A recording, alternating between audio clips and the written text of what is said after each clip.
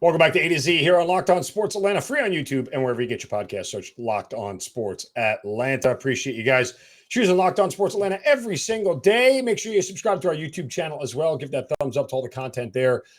3,000 subscribers already, guys. I keep telling you every day how much it's amazing that we got that many subscribers in this short amount of time. But it's because you guys are liking the work that we're doing here and because of your support. So we certainly appreciate it. All the shows here on Locked On Sports Atlanta, A to Z, Hitting Hard with John Chuckery, ATL Day Ones, Jarvis Davis, and Tanisha Batiste. Of course, Locked On Falcons, Locked On Hawks, and our Braves postcast. Everybody here, just really, really a great crew. And we appreciate you guys tuning in every single day. All right, we're going to get to college football playoff expansion and the Braves coming up here in a minute. But it's game week. NFL game week, guys. We got the kickoff coming up on Thursday between the Rams and the Bills. And, of course, by the way, Rams and the points. Not the Rams, the Bills and the points, rather. Yes, Bills and the points, what we're taking. That said, Falcons get their first regular season game here in year 2 of Arthur Smith, Terry Fontenot. And they'll do it against their arch rival, the New Orleans Saints, at Mercedes-Benz Stadium coming up on Sunday. Now, we do this every year in training camp. Right? We do this thing where we try to dissect and double dissect everything that is said, decisions that are made, directions the team wants to go in, and try to extrapolate some sense of, I guess, identity or at least a path forward for the team, right? I talk so much about in the NFL, team's identity and what's their makeup and who do they want to be. And the good teams always have that. I say it repeatedly. And your identity can simply be centered around one player, but that player has to be like all world. Again, wherever Tom Brady is, that is the identity. Wherever Aaron Rodgers is, that's the identity. But the Steelers are about defense. You know, the Ravens are about defense. You look at other teams that have been good over the years. You know, the Saints were always about Drew Brees and offense. You know, they were about putting up points. And Sean Payton, you know, that's who they were before he retired. I mean, all these teams have identities, and that allows them to sort of dictate their process. The Falcons' identity has been evolutionary, if that's the nice way to put it. In short, they haven't had one. It's been their head coach and whoever's been their head coach and what's worked and what hasn't worked. The Falcons had an identity under Mike Smith until it didn't work. The Falcons had an identity under Dan Quinn until it didn't work. We don't know what the identity is under Arthur Smith. And so we're all trying to figure it out. But Smith does a pretty good job at least changing the tenor of the discussion to something very simple. And this is very much echoed throughout the front office in the way they speak and the way Smith even speaks to the media. And I'm looking at various different columns here as, you know, the Falcons folks get ready for the season and what they're writing. And they all seem to indicate a very simple premise about what Arthur Smith wants and what he believes the direction of this team is. Because we're all trying to figure it out. He's pretty tight-lipped about it for the most part. But he does say one thing about what this team is, and I'll tell you what that is in a minute. First, a word from our friends at Coffee AM. Yeah, guys, every morning.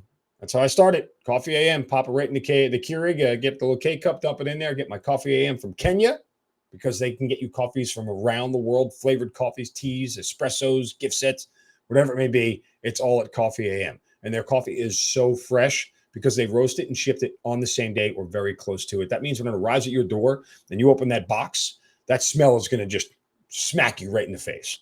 I mean, that is something I will always remember about my first delivery of Coffee AM, how good it smelled. And you just sit over the box and just take it all in because it's some of the best coffee around. Because Coffee AM is the best small batch coffee roaster in America, and it's right here in Georgia. What you do, you go to coffeeam.com/locked on. Take a look at the full menu of coffees, teas, and gift sets. That's coffeeam.com/locked on. Check out the full menu. Use the coupon code locked on at checkout, and you'll get 15% off your first order from Coffee AM. It's that simple. It's that easy. I promise you will not regret this decision. If you are a coffee drinker and love the taste of coffee, coffeeam.com/locked on, the place to go. All right. So Arthur Smith, he talks very plainly about being competitive and winning football games, right? he mentioned this. Josh Kendall had an article in The Athletic, and he talked very much about wins, not draft picks. You know, he says, quote, there are a lot of different ways to do it in reference to, and this is Kyle Smith, by the way, the president of player personnel. A lot of different ways to do it in reference to building a team, a lot of different ways to win, a lot of different ways to build. We believe in our process of what we're going to do and how we're going to build this thing. Arthur Smith, you get selfish coaches and players that are worried about stats. That may get you some jobs, some love on the internet, but we want to win championships. Talking about championships with this team. Dave Rangone from the Orlando Ledbetter in the AJC. We're trending. We have the ability each and every day to work on something fundamentally. Week 1, we have to prepare for the New Orleans Saints, trying to get a win. You know, I mean, everybody is echoing the same thing over and over again about whatever it is. It falls back on trying to get wins. Even my good friend Jeff Schultz of The Athletic had a very comical exchange with Arthur Smith in reference to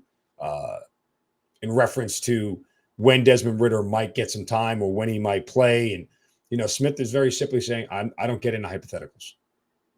I'm not talking about that. I'm talking about here and now. We're trying to win games. I'll let you and everybody else talk about next year and everything else. We're trying to win games. Now, I say all this about the narrative that they're putting out there because all of that narrative can go right out the window in week 1 in a 34-10 loss. I mean, it's that simple. You can talk all you want.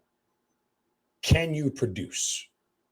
Can you put results in there? Now, I say this as somebody who is always process over results. But when your results are routinely bad, that means your process isn't working. Like, that's what it boils down to. And at some point in time, you've got to put results up there that match a process, which they talked about a moment ago in all those quotes I was just reading. That was about process, about how you build a team, the guys that you want.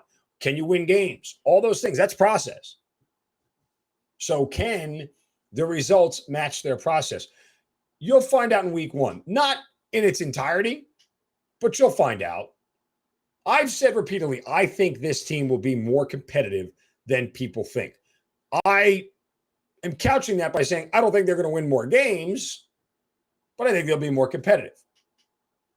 I mean, you can go back to last year, and I used the Houston Texans as a sort of wonderful example, or the Miami Dolphins from a couple of years ago.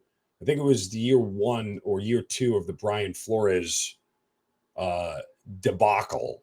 And I call it a debacle because he should have never been fired. But that said, I'm pulling up the Texans. Last year at the end of the year, they were extremely competitive in games.